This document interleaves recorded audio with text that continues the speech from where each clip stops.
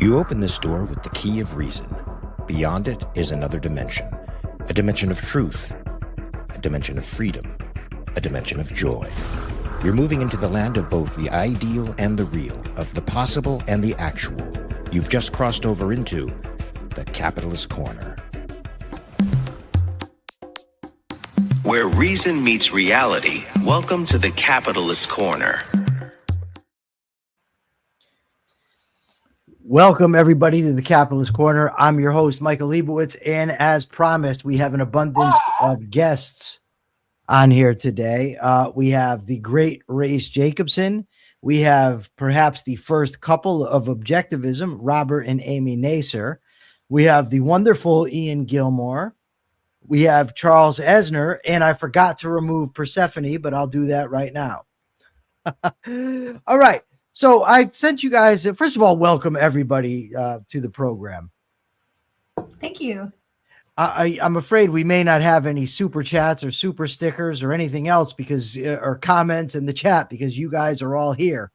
But anyways, we do take super chats and super stickers for anybody who is so inclined. They're very much appreciated. So what does everybody think? We're just going to do this like a typical panel. I'm going to start with Rayce, and then we'll go to Robert and Amy, Ian Gilmore, and Chuck on the money. What are your thoughts on this Iran situation and the saber rattling of the Donald? Rayce. Yes. I'm right here. Come on. Calm down. I read this and I'm just like, this is more of the same. I think it's time for him to put up or shut up, and odds are good he's going to shut up. Because all he knows how to do is talk, not actually take any meaningful action on anything worthwhile. Yeah, and Jenna Kleem gives us $2. Thank you so much, Jenna. You know, the whole thing, the reasoning for the attacking changes. It's for the protesters. It's to end the nuclear arsenal. It's because of their terrorism. But I agree with you, Rayce. You simply cannot. Well, you should not have a president that just consistently threatens. If he's going to do it, he should do it. So, Robert and Amy, I'm sure you have an interesting take.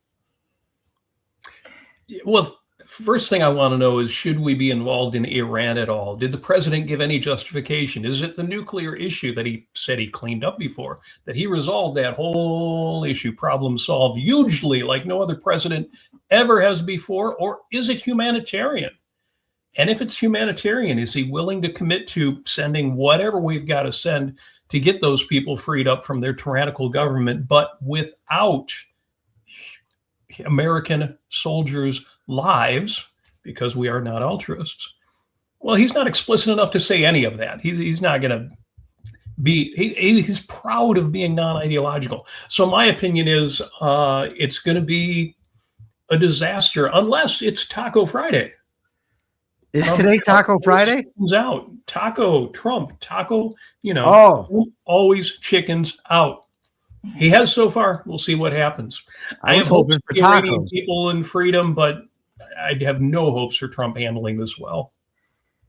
Yeah, I think that there's going to be some bombing, and Ayatollah Khamenei is not going to be taken out. Maybe some generals or whatever, some of their organization, and he's going to be like, victory, yay, solve the nuclear issue. And sorry, Iranians, we led you down the wrong path. I'm sorry, so tens of thousands of you have to die, but tough luck. he'll leave out the sorry part. He never apologizes. No matter what, never apologize. Tough luck. That seems to be his government. Off a bomb in the Melania Theater, where the two people who show up to see the film die, and he will still not apologize. Trump never ever apologizes. Anyway, onward and downward. Ian, what say you? I mean, I agree with most of that. I mean, I think we can't fundamentally know anything whether Trump is going to do it or not do it. He could blow up a few buildings. He could not.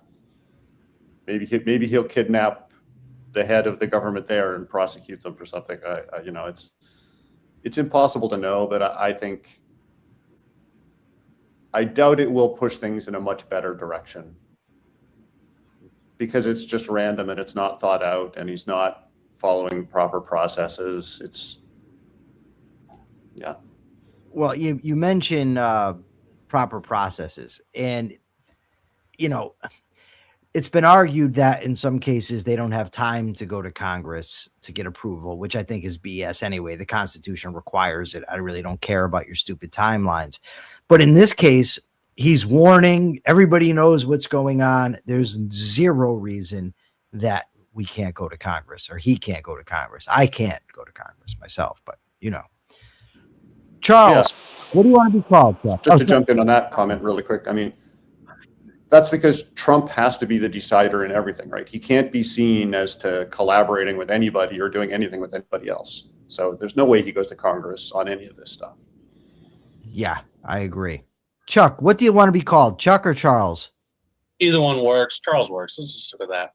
We'll go with Charles. Charles, you look pretty young. How old are you? Like 33, 34. You're not really sure. Okay, I like that. That's I cool. don't keep track of that stuff. All right, you're not as young as I thought either. Okay, what's your take here? Well, I think that I do think Trump is going to chicken out, but he's going to want to show some substantive action. It doesn't mean it's real action or what we might consider substantive, but he'll consider it and he'll tout it as something that's good. So he's going to do some show, maybe some shock and awe. They might make some sort of a deal. But ultimately, if the Israelis aren't ready, if the U.S. military bases around the area aren't ready, and if it doesn't look like they're going to be able to overthrow the regime, I don't think there's going to be a meaningful attempt to overthrow the regime. It's just going to be shock and awe. And I also really don't understand what deal they're supposed to be agreeing to. I understand no ballistic missiles, no nuclear stuff, but he supposedly already destroyed the nuclear capabilities, and everyone says that their ballistic missile capabilities are not worth anything either. I think that's probably a little under or oversold depending on who you are, but ultimately it's going to be a show of force. He's going to make an attempt, and they're just going to keep it going, and it's to distract from other things. He's going to try and distract from this bad stuff happening with ICE in Minneapolis and in Minnesota. He's going to want to distract from whatever's happening. That's what all these things are. They're all just distractions. And ultimately, he's doing whatever he wants in the background, showing stuff, and just distracting everybody from everything else. Thank you. Bonnie Bertrand says, wow, it really just hit me that we can't know what Trump will do. I knew this, but the seriousness that we can't know what the president will do is truly deadly. Yeah, I agree. I agree, Bonnie. And I don't know what he's supposed to be negotiating either. I thought we took out their, nuclear capabilities, but now we're going to negotiate a nuclear deal. Who the hell knows? And just so everyone knows, I have no idea how to moderate a 5-person panel, so I'm just winging it. And if my history of winging it when it comes to this stuff is any indication, we're sure to have a few fuck ups on my part. But we will go forward with Rayce Jacobson. Rayce, Hamas, I've been hearing, or we've all been hearing for quite some time now about this great deal that Trump negotiated, whereby Hamas has to disarm. But Hamas says, no, we never agreed to that. What do you make of that, Rayce? It's interesting that they would claim ignorance. Usually they claim certainty that absolutely we are not going to deal with you. We just want to kill you. So the fact that they're claiming ignorance means they probably never even gotten a talking to at any point about this. This just kind of sprung up on them. It's like, what's going on here? Because if there was anything going on, they would they would either pretend like they were going to play along, or they would just be like, no, piss off. And they're doing neither of those things. Robert and Amy, what do you think? The Trump factor may push this a little further than I expected, but the record of Israel and the United States of holding its defeated enemies, I mean, they call it a ceasefire, but this is or should be a surrender. Our record of holding them to that is abysmal. Netanyahu no better than any of the American presidents. The idea that Gaza is going to keep a weapons arsenal, that should be a deal breaker. We should say, okay, the peace deal is over. It's just over. You know, Gaza has nothing to lose by becoming peaceful and everything to lose by refusing to do so. They lost. They lost this war. But so long as Israel and the United States, so long as we refuse to regard ceasefire as an actual surrender, we're going to lose. We're just going to lose all over again. And 2 years or 6 years from now, there will be the next war in this never-ending conflict in the Middle East until we say no more. Yeah, the only thing that's giving me hope is that they have retrieved the body of the last hostage. So, I mean, my understanding is that in Israel, they took hostages, Hamas took hostages, and that's really the only reason why the whole area wasn't completely carpet bombed, 30 foot down, below ground. So now that that's done, maybe something better will happen. Maybe they won't show restraint this time, Israel. They've had a week to make a statement that we now regard this ceasefire as a surrender, and they haven't done it. I mean, you're right. It's maybe a little cause for hope, but between Trump and Netanyahu, I'm not counting on it. Yeah. Ian, yours is the opinion I'm looking for. What do you got? Well, I keep following Robert and Amy, and they're so reasonable, it's hard to disagree. I think the key thing here is Trump's lack of follow through on anything, right? He likes to announce things, and then he doesn't really care about the details that happen later. So it's really going to be driven by whoever he's just tossed in charge of this, which maybe it'll be this board of peace, which he's the head of.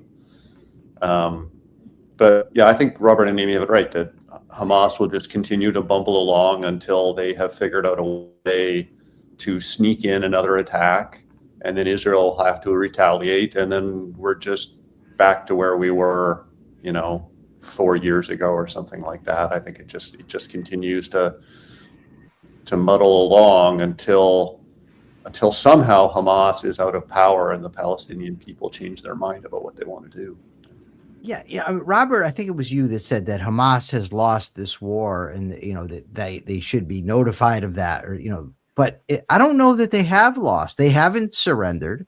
It seems that they're going to end up. They're not out of power yet. I don't know that they're going to give that up, and I don't know that Israel or the United States are going to do what it takes to defeat them.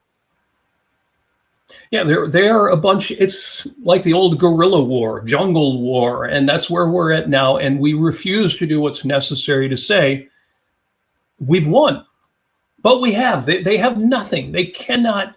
The idea that Israel couldn't wipe out Hamas is absurd. It would be like saying the United States can't wipe out anybody. There is no reason for us or for Netanyahu, for Israel, to regard the ceasefire as anything less than surrender. And yet you're absolutely right. We haven't done it. We won't say those words. We won't put our foot down. Trump is not going to put his foot down. He may even drop bombs. He may go to war. He may do things that aggrandize the Trump name. But will he actually make a declaration on principle about anything ever? So you're right. Charles, what say you? Well, I don't, I'm kind of with you. I'm not sure that Hamas has necessarily lost the war. Everybody has their goals and objectives, and there's strategy, there's tactics, there's logistics when you're dealing with war. I think Hamas really struggles in, let's say, the logistics and tactics. They don't have as much material to fight back with. And tactically, the Israelis can beat them in almost any confrontation that there is. But strategically, what are they trying to do? Are they trying to make sure the world doesn't forget about them? Are they trying to paint the Israelis as being bad people? Are they trying to expose hypocrisy in the United States and split the electoral base in the United States so that they stop supporting Israel? And I think in those areas, I think that they're doing pretty well. I think that they're like winning, quote unquote? No, I don't think anybody wins at war. It destroys, it kills, it harms. It's not positive. But at the end of the day, I think that different groups think that I think they all think in some way they're rationalizing and thinking they're winning. And so I don't really see an end to this conflict until someone runs out of resources or is beaten into submission on either side. And I don't think any of them feel that they're there yet. I think the way that the Israelis have been fighting, honestly, has made people a little bit more resistant to the Israelis. And it doesn't have to be just the Palestinians. It can be outside of there. You know, we had the Abraham Accords, whatever someone might think about them. But I think the Palestinians were afraid that if relations with Israel and all the other powers in the Middle East got somewhat normalized compared to what it was, that they would be put out on the sidelines. And I think that's a big problem for them. And I think they've stopped that. There's no way they're getting normal relations with Saudi Arabia and Israel while there's this situation occurring. You talked about what does Hamas want. And I don't know what the strategy is. I do know that the goal is no Jews in Israel. Thank you, Robert, for the $1.99 super sticker. Look at that. This guy's multitasking. He's commenting in the side. He's up here on the stage. He's giving $2. They want no Israel. And you know, a lot of the people in the chat, or I don't know about a lot, but some are saying that they are worried about what is going on here more. You know, they don't really care what's happening over there. That is actually kind of my sentiment as well. But the bottom line is, like it or not, we are involved. And like it or not, we have this president who you don't know what the hell he's going to do. You don't even know what he wants to do. He says one thing, does another, then says something different. And none of that is good. And that is the real problem for me. I think that us getting involved in wars is unconstitutional per the Constitution. I mean, clearly Congress is authorized to declare war. But yet Trump is over there. He's wanting to make himself, the chief of the board of peace. Something has to give, and I just don't think it's actually going to.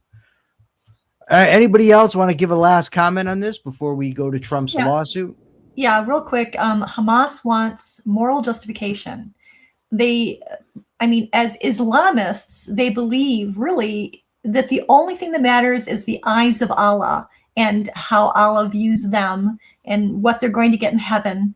And seriously, and the more moral encouragement they get from people who are still on earth here, the better for them. That's what they really want, and they're going to keep trying to continue to do that. They'll never give up, because if they do, then they will have to admit that they're wrong, and that would look bad in the eyes of Allah.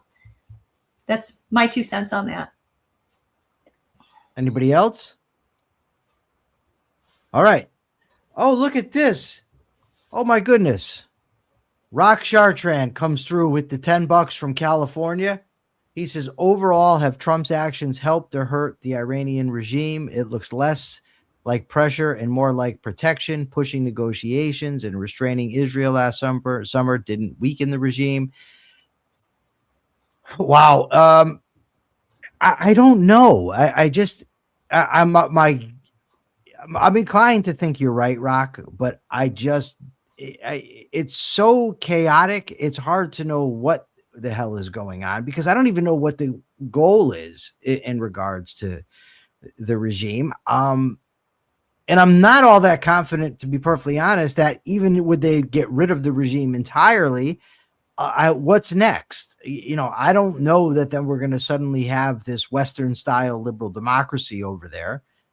I just don't know. And I think it's all done very haphazardly, and that makes it all the worse. Anybody else on Rock's comment, or Rock's question rather? So there was one thing I was thinking, that in one sense, it's actually really bad that Trump is losing what looks like a historic opportunity, right? I mean, this is the biggest protest in Iran since the revolution in some ways. It looks like it's well motivated. The people are definitely, this isn't like going into Iraq where nobody knew what the people of Iraq thought. People of Iran have made it clear what they want. And if Trump was a better executor at things, he could have maybe found a way to help the protesters win in some clever fashion. I don't know what that is. I don't know what that would look like. How do you help the protesters? But missing it is missing a huge opportunity that is just gone by, and we're probably going to have another 10 years of the Iranian regime because of it. But is helping protesters really helping people or the people of the country? I really struggle to, we can all have our opinions on, for example, Ukraine and what should or shouldn't be done over there.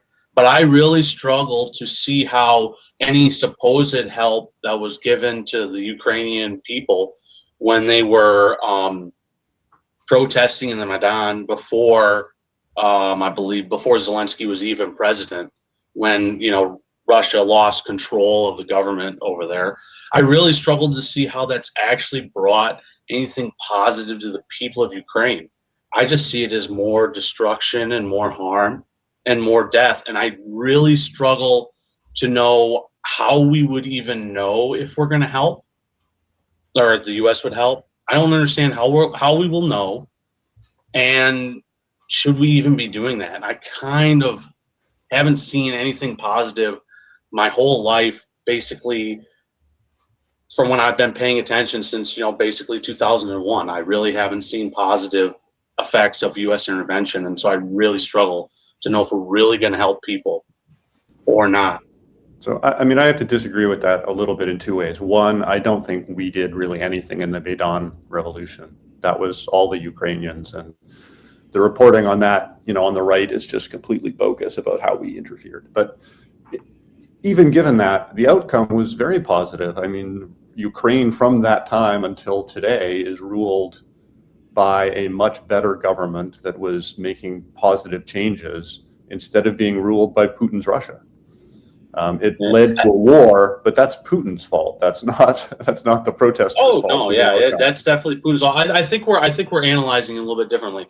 I don't really care about the government as far as is it a good government, a bad government? Most government I see in the world is bad government. In general, I don't like my ideal government. I don't see anywhere, if there is such a thing.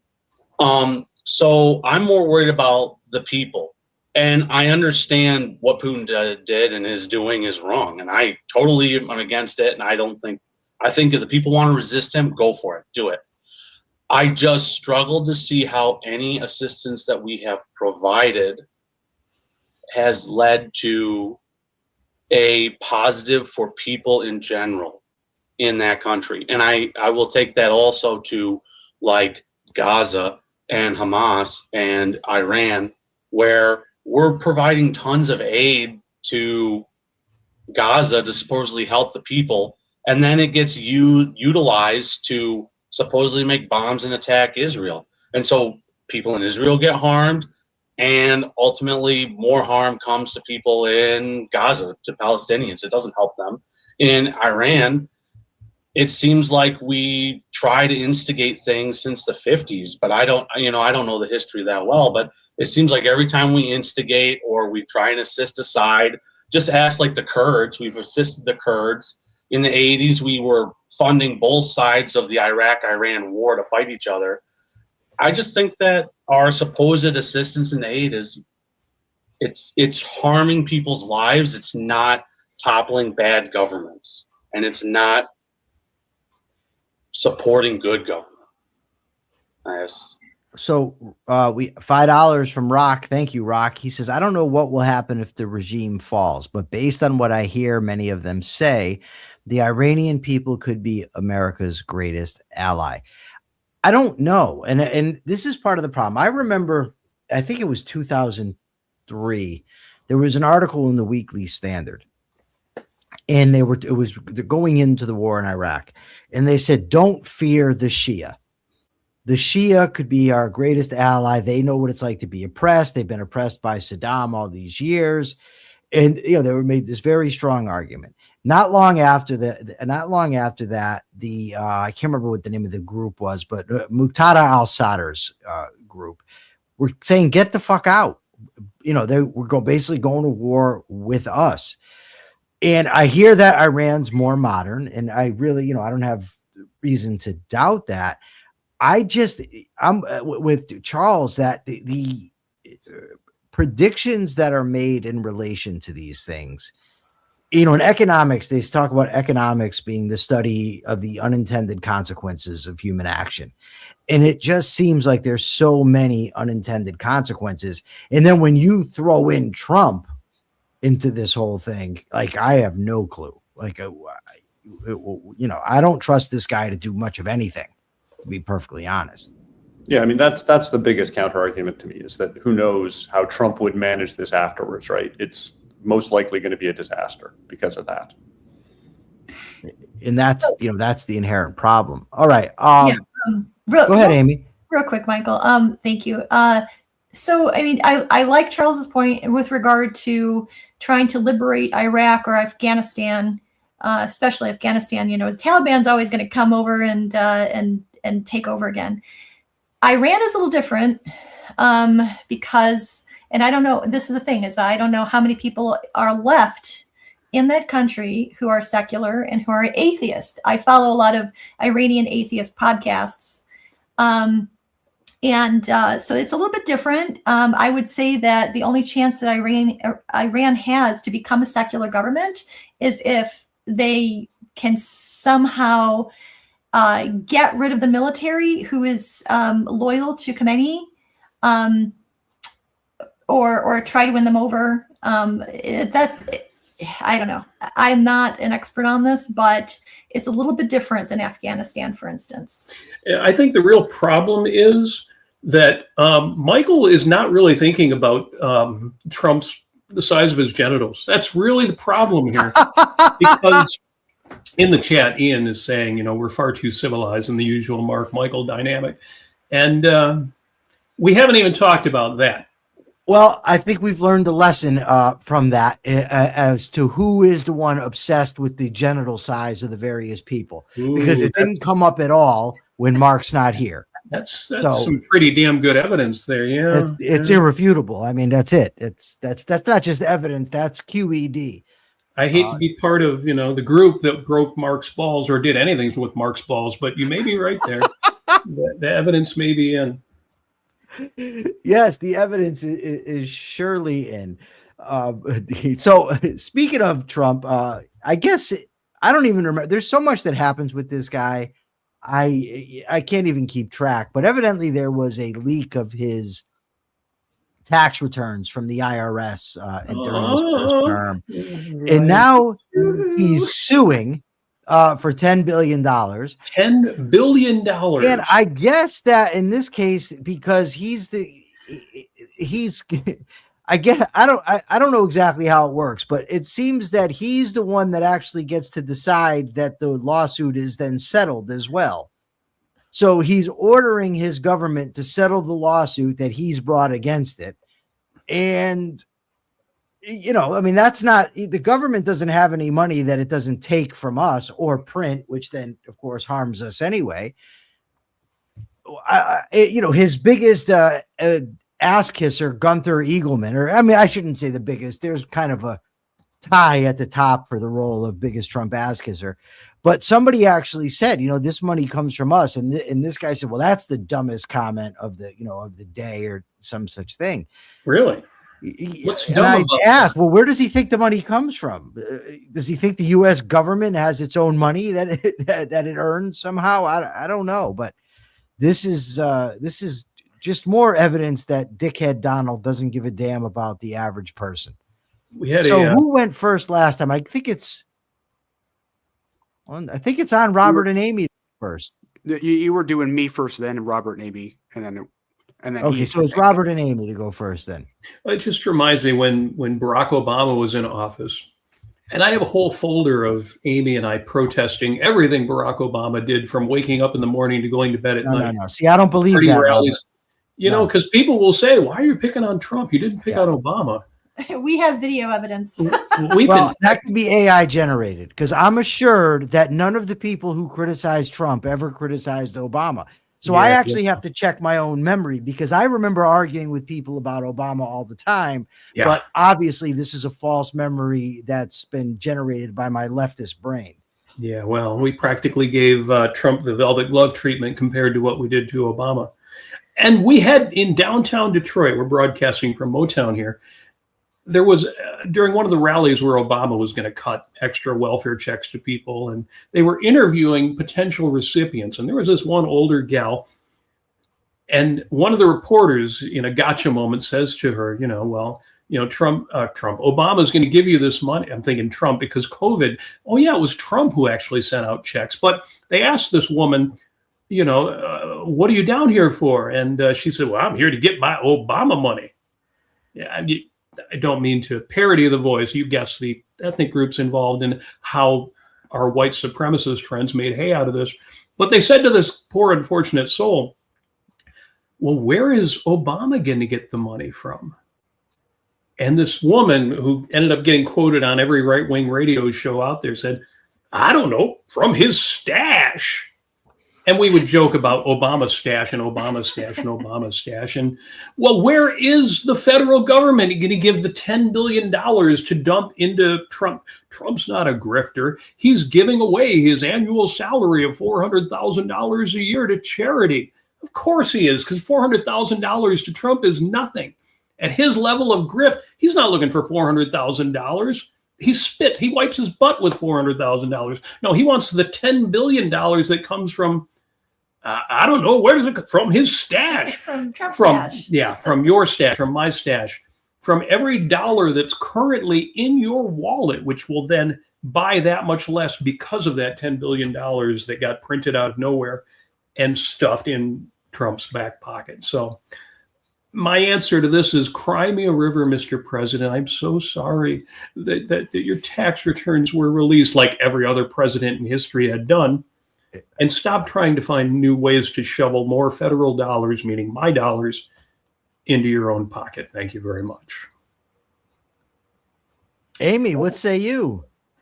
Oh, well, this is nonsense. I don't know what Trump is doing. This is Trump, game show White House edition. And yeah, you'd almost think he's trying to distract us from other things. Yeah. I guess there's more Epstein files coming out today, but we'll see. When Obama was president, I really thought I would never have such a dislike for a politician as I had for him. Every time he talked, I just thought, why can't people see this guy is lying? Why can't they see this is all bullshit? And I remember his last State of the Union address, and I basically said I wouldn't care if they put up a Republican corpse against this guy. He's got to go. And now Trump is worse than he was. He is absolutely ridiculous. And now I'm called a leftist all the time by people who, quite frankly, traditionally would be to my left, including the dickhead orange guy we have in the White House, Ian Gilmore. Yeah, I think what we need is, like, there's rules in the Department of Justice now that, the Department of Justice won't charge a sitting president with anything. And I think there's also things with civil suits. Like if you try to sue the sitting president, it'll get deferred. And we need a rule like that the sitting president also cannot sue anyone else or take any civil actions during their term. They're just it will just be delayed until after their term, and then they can do whatever they want. And if we had a rule like that, all of this would go away. But until that happens, as usual, Trump will find a way to abuse whatever level of the system, that no one else would have thought of before. Oh yeah, I can just sue myself and then rule for myself and then give myself the money. I'm hoping, I think that even things like this have to go before a judge, and the judge has to approve the settlement. And I hope I'm correct in that. Again, I'm not a legal expert, so hopefully that, a judge can say, no, you cannot just settle with yourself. We need a special master or something like that. If not, Trump will just, he'll find some other thing. He'll sue over Russiagate. He'll sue over, if he's not already, he'll sue over the Jack Smith cases again, and that'll all be settled, and we'll end up owing him $6 trillion. When I was in prison, the staff were trying to get me hurt, trying to incite inmates to hurt me. And I reported it to the district attorney of the state. I said, look, the staff over here are actually trying to have me harmed. There's plenty of evidence for this. I have a witness. And I got a response back and said that the Department of Correction would perform its own investigation. And I remember thinking, like, well, when I got arrested, I don't remember anybody letting me make my own investigation. Like, how does that work where the government gets to investigate itself? And like you just said, like Trump gets to settle with himself. It's absolutely absurd. Jason Adams is here with, I don't know what the hell this is. I think it's check money, 100 checks, I think. If I'm wrong, I'm sorry. But thank you. Thank you. It's a super sticker from Jason Adams. Charles, what do you think about this lawsuit that Trump is whatever the hell he's doing? Well, okay, so I don't understand the law and stuff in this regard, but I love it. I love this lawsuit. Go for it. I love it. I hope it ties up as many IRS personnel as possible to keep them from going after other Americans. I hope that it gets the Justice Department busy. I'm sure that, if Trump is distracted, worrying about $10 billion and not worrying about all sorts of other things, that it takes something, who knows what it is, off his plate that we don't really have to care about. And, I just love it. I want the system to attack itself. Go for it. Any part of the system that's bad, the Justice Department is not providing justice. The IRS is not, they shouldn't exist. It's theft. It's theft and coercion. We should have a voluntary system to fund the government.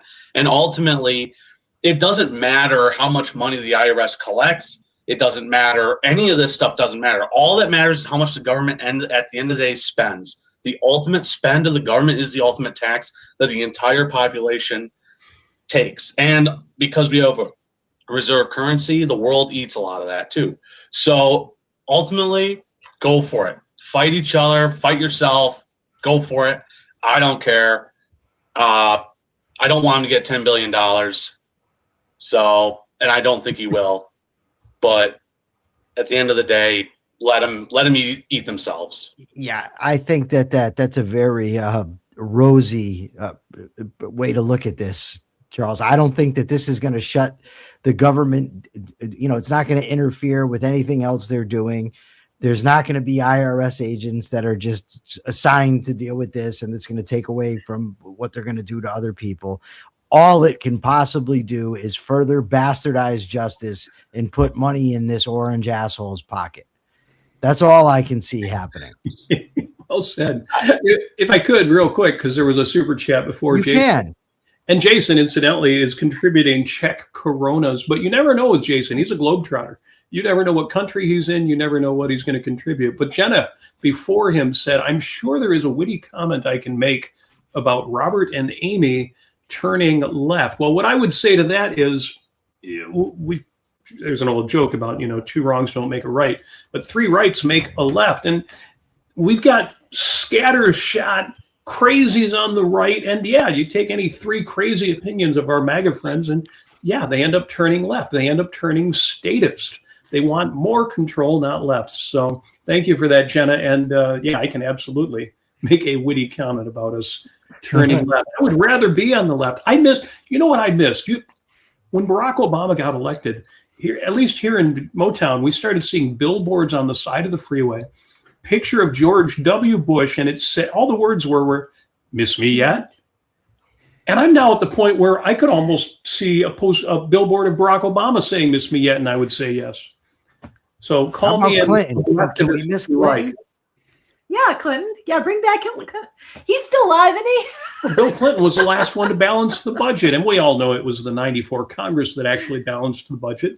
But Clinton went along with it. And I would take a moderate leftist like Bill Clinton in a heartbeat over either Barack Obama or especially Donald Trump. And bring on Andy Bernstein, because I want to have that debate with him. Andy will only do it. He told me he will only debate me if he's paid $1,000. Yeah, and if he gets 45 minutes to lay out his case in advance, and I get it. I understand his conditions because of his conditions. So, okay. I just don't think there's that kind of a demand for $1,000 to see it. Yeah, that's nothing to Mark or Rozzy, but yeah, that's true. But for the rest of us, that's more than pocket change. Yeah. I was thinking about when he gets this 10 billion, if only Rozzy and Mark, those two should settle it, and then we could all move on with our lives. Rayce, what say you about this lawsuit? Did I skip over you? No. Yes, you did. You did. Skipped over who? Me. Okay, it's on to Rayce. Can you hear me? I can. Okay. I did actually look through the article and through the linked stories in the article, and it was saying that this lawsuit comes on the heels of the Treasury dropping a contract with the Booz Allen Hamilton firm that this leaker worked for. And coincidentally, they are also helping to bankroll the construction of the White House ballroom. So it seems we have a hell of a motive there. Trump is losing out potentially on a new place where he can find women to have affairs with. And so unfortunate for the man. Jim Valiant claims that the term ablectivist was, he thinks that it was coined for him 25 years ago. Ian Gilmore says the original ablectivist was Jim Valiant. Well. Damn. Maybe, I don't know. He certainly has a lot of hippie qualities. I'll give Jim that. He's very touchy-feely that way. He actually takes these philosophy ideas and applies them to real life. I mean, how sick is that? That is sick. I'd much rather debate how many angels can dance on the head of a pin. That would be my preference. If we could, make a show out of that, that would be great. So you mentioned this guy, and I can't remember his name now, but it was a video that I sent everybody of this guy discussing the what the hell was he discussing? Oh, Minnesota. Yeah. He was discussing the guy who got shot recently. And there's a lot of what this guy said that I liked, and there was something where I was not very liking. So I think it's whose turn is it now to go first? It went from Ian to the Nasirs. Ian, did you go first yet? I don't think so. Then I screwed up. Okay. Well, Ian, you go ahead and go first. Okay. Yeah. So I overall wasn't very happy with this video. I mean, it's like he's trying to be objective without being objective. And there's a couple things I will point out that I really didn't like. One, he kept on going on about the responsibilities of Alex Preddy. And one of the big ones he raised was, okay, well, if you're trained on a gun, you're trained, okay, in this state, there's a stand your ground law where, before you use lethal force or draw your weapon, you have to, reasonably get out of the situation or something like that.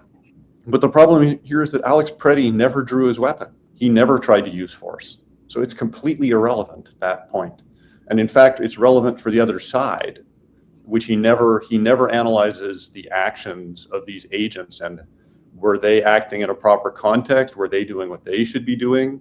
Like, was shoving a woman to the ground proper training of behavior of their context? It's so one-sided that it's upsetting. And I'll let other people talk, but I just want to make one other point. People keep saying that this guy was resisting arrest. But in some of the later videos, like the New York Times comes out, you can hear what people are saying and things. They never say to him, you're under arrest. They never say anything like that. They keep saying that the guy just needed to comply. And comply with what? He comply with being sprayed in the face with pepper spray? They just start spraying him and pushing people and grabbing people, and they don't say, you're under arrest, come with us. It's just, are you just supposed to stand there and let them hit you in the face? Is that what complying means? And if you don't, they can shoot you if you have a gun. Overall, it's a terrible analysis done in a very calm fashion. Okay, so let me there were things that I disagreed with, but not those. And I'll tell you. So, do you disagree with him, for instance, that your right to film does not include the right to get involved or impede what law enforcement is doing? Because that was it was two prongs of what he said, right? He said Yes. that you have a right to carry and you have a right to film, but those things are in a context. So do you think that that's wrong? Do you have the right to, when officers are making arrests, to go in between them or whatever with your you don't have a right to impede them from making an arrest, but I didn't see that in this context, so I don't see how it's relevant. Well, not just making an arrest. I mean, if you, for instance, had cops that are doing riot control or crowd control, you can't just go in the midst of them and start, put a camera. Yes, in different contexts. Yes, it could be. I have not seen anything that said that he was impeding what they were doing, and in fact, people keep bringing up that other states are much calmer and are not having these problems. But people have pointed out that these agents in Minnesota are being much more aggressive, pushing people off the street, getting in people's faces that are like 10 feet away from them and stuff like that. There's just no evidence that happened in this case. And that's what matters. Yeah, but there is evidence that this guy, ICE are not properly trained. That's true. But there is evidence that this guy did insert himself in the middle of ICE operations. There's evidence of that. And we do know that the guy, from everything I know, is correct, that when you were carrying a firearm, it is you were obligated to try to distance yourself from conflict. This guy inserted himself into the conflict. Sure. Did this guy make a video about Kyle Rittenhouse? Can we find his video on Kyle Rittenhouse? No, but see, that is switching. Is this guy consistent? That's what I'm saying. Care. I don't care. He's not applying this standard. He could be a complete dick. I just want to know if he was this analysis was correct. I don't know who. I've never even saw this guy before. I don't know anything about him. But in regard to whether when you're carrying a gun, you should insert yourself into these situations, and whether you have the right to insert to yourself to record in that way, I think he was correct. Now, I'll tell you where I think he's wrong, but I don't understand how, if I'm wrong and if he's wrong about those two things, then I would like to see it pointed out, but I don't see that he was. Alex Preddy was only guilty of being compassionate and empathetic in a situation where he saw a woman being pushed to the ground needlessly. And I don't even know if the ICE agent was actually going after her, or if they had an operation and they thought that she was an illegal. He reacted because he's an ICU nurse. Now, if you want to call him guilty of being empathetic, okay. And as far as the gun thing, they didn't know that he had a gun until they pushed him to the ground, and he was completely I'm with you on unable to get up. So my understanding of the situation was that he was living around that area. He was not out protesting, and he came out to film. And just a little background here. I've been following the ACLU and what their recommendations are with regard to being a constitutional observer, going out and not necessarily protesting, but filming a situation. He could have kept to himself when he saw the woman pushed to the ground. Yes. So Gary Menard says the open support of ICE violence, and it's all over Tea Party sites, is an open expression of rightist nihilism that's getting very prevalent. I'm no support. Listen, I would abolish ICE today. If you gave me the authority, I'd snap my fingers and abolish it today. I have no problem with that. And I have no problem saying that they behaved inappropriately. But specifically in regard to the now, you're right. If he goes and helps this woman, like you said, I promise you, 10 times out of 10, anytime regular police any law enforcement anywhere are involved in something like this, if you go and you try to help, if they push somebody down and you go to try to help that person, they're handcuffing you. There's zero doubt in my mind that that's going to happen every single time.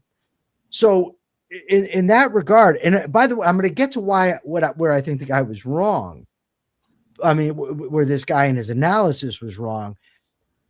But in the idea that this guy wasn't protesting, given that we know he was protesting a week before, and I think that what he was doing a week before or 11 days before is irrelevant to what happened here. But I disagree with that. Well, hold on. I'm going to just hold that thought. Hold the thought, because it has to go next to Rayce, and you're last this time around. So hold your thought. But where I think that the analysis breaks down is there's this seeming idea that there's a symmetry between citizens and law enforcement, but there's not. One of these groups is licensed to arrest, detain, and take you away. The other is not. One of these two has taken an oath to uphold the Constitution of the United States.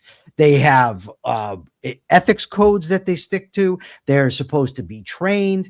There's a vast difference. So the fact that this guy might have been acting inappropriately or recklessly, none of that justifies getting shot the way he did. And then when the guy says, yeah, but you have to understand that, these people, they're reacting in the spot. Okay, fine. They're trained to do that. My whole life, I've been bombarded with messages about how these guys, law enforcement in general, are heroes. They're heroes. They're putting themselves at risk. They're the best trained. Okay, that's all great. But then there's a responsibility. If they make mistakes, like maybe there's the claim that maybe one of them pulled the trigger on the gun when he was walking away. There's been a claim that one of them yelled out gun, after the gun was already confiscated. So if that is occurring, then they're woefully either undertrained, not trained, or misapplying their training. So to try to use the dangerousness of the situation as a justification to shoot a guy who did not pull his gun, I don't buy that. Right? So where I could agree that this guy shouldn't have been doing what he did, I've done a lot of things in my life that I shouldn't be doing. That doesn't justify shooting me while I'm on the ground. And that's what happened here. So Rayce, it's on you. Yeah, I want to come back to this idea of supposedly ICE are not properly trained. To my recollection, I remember reading recently that they have currently about 8 weeks of training. Correct me if I'm wrong on that. Well, they used to. It's been changed. From 8 to what? It used to be, I believe, 5 months. Don't quote me on that, but it's now less than 2 months. So it's been rumored it's actually 47 days. Okay. But I don't know if that's exact or not. Well, I happen to know from my own experience looking into joining the military many years back that basic training, the general combat training that everyone gets in the military, is also around the same amount of time, 8 weeks. And so there is a sufficient amount of time right there to know what you ought to do, because ultimately people in the military, they have to keep a lot more in mind. There's a lot more moving parts to being an enlisted man than there is an officer of the law. And setting aside the MOS training, the specialization training, that could take months, but that could be being a construction worker. We'll set that aside. And also, many of the people in ICE, many of them, as someone pointed in the chat, many of them are police officers previously, or even veterans of the law. They know what they're supposed to do, and they're just choosing not to do it. A lot of these guys know what they're doing. Even the white guys who are not veterans, who have not been cops for 8 weeks, should be plenty of time for them to know what they should and should not do, and having practiced what they should and shouldn't be doing. And yet they're acting like goddamn savages out here now when they know they're not supposed to. Yeah. This whole idea that they're not properly trained, I don't think it holds water. People in the military get just as much training and have to do a whole lot more with the same amount of time. So this whole idea then they're that ignoring that training, right?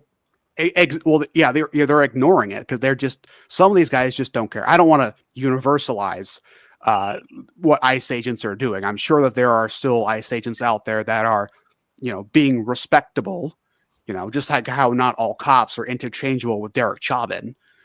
But again, the fact that there's this much of it is still bad enough. There's something still has to be done about this. It's still a problem.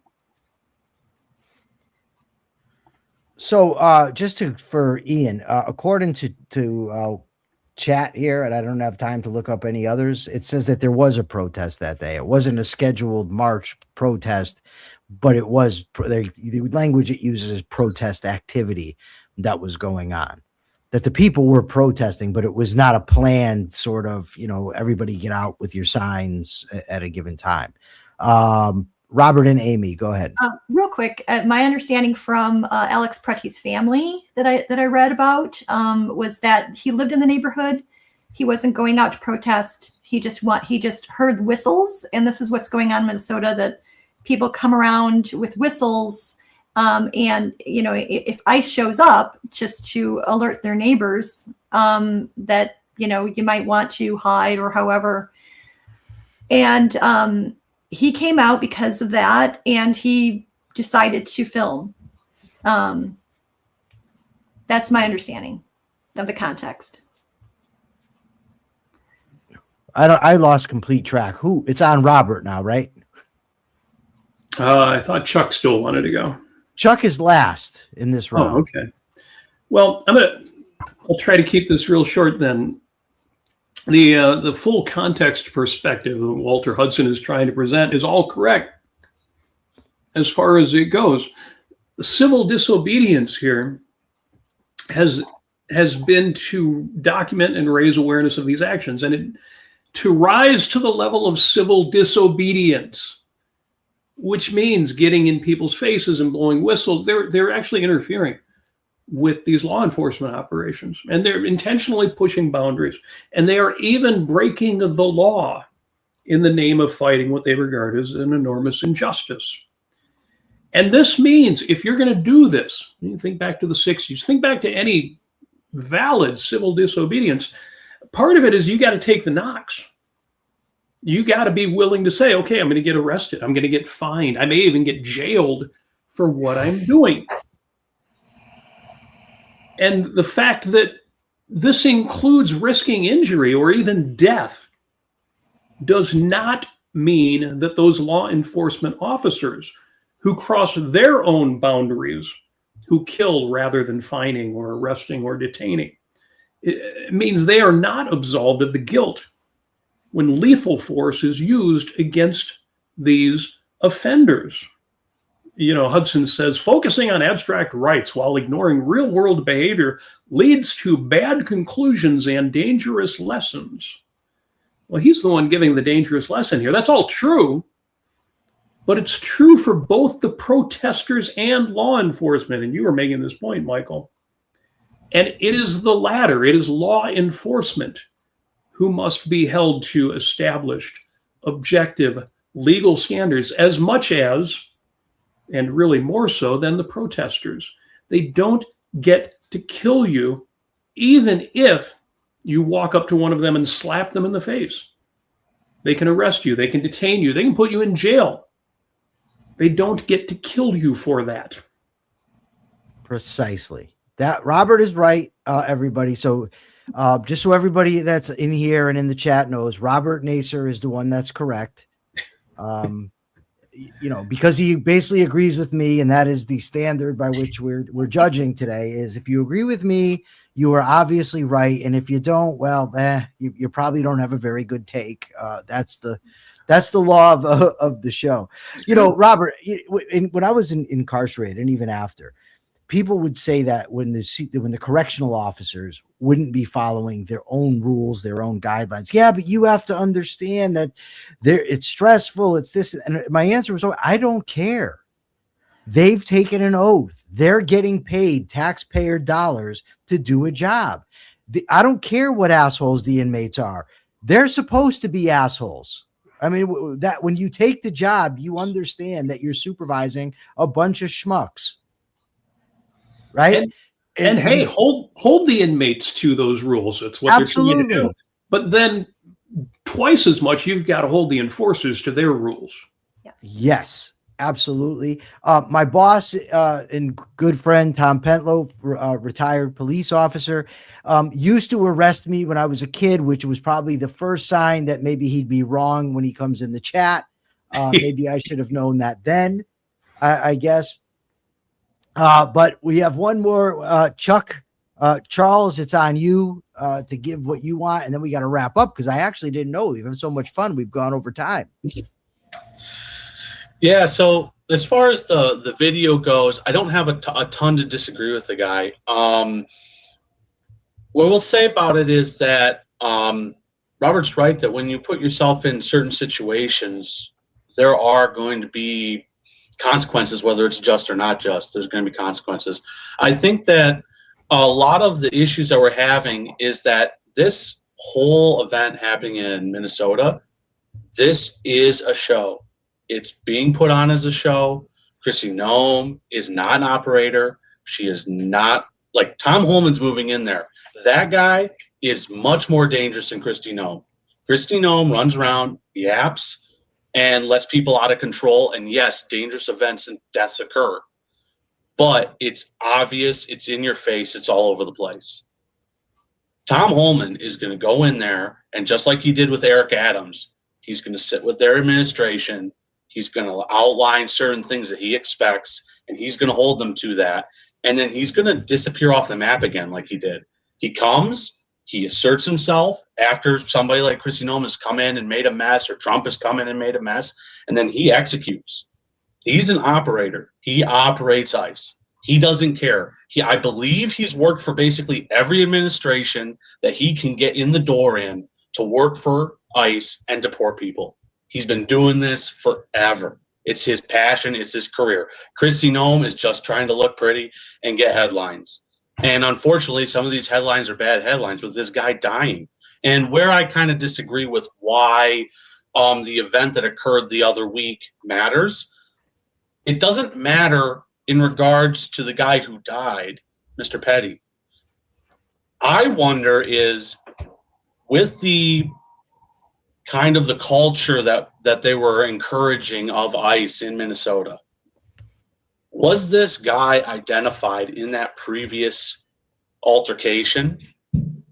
And now, I'm not saying that they plan to kill him, but then they come in contact with him again and try and, get back at him to kind of say something. I'm not saying it's intentional, and I'm not saying they did that. What I'm saying is there's an altercation, they knew about it, and it looks more of an admission of some sort of, hey, we're going to deal with this person kind of attitude than it is about oh, look at this guy, he did something, he's a known bad person. And I think that if you're a protester, you should be fully ready to accept consequences. All the protests have consequences. Martin Luther King Jr., when he was doing his protests, they were getting arrested. It didn't matter if it was right or wrong. People were getting arrested. People were getting hurt. I mean, he got shot and he died. So it doesn't make it right or wrong. It's what happens. And I think that people just need to be aware of the situation they're putting themselves in.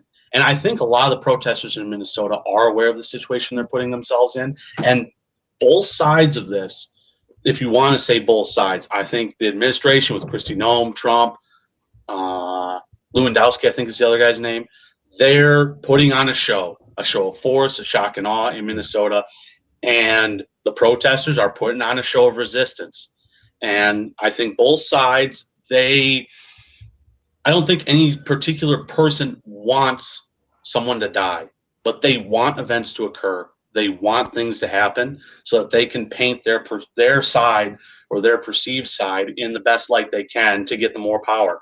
The Democrats, ultimately, they want control of ICE so they can do what they want to do with it. And the Republicans want control of ICE to do what they want to do with it.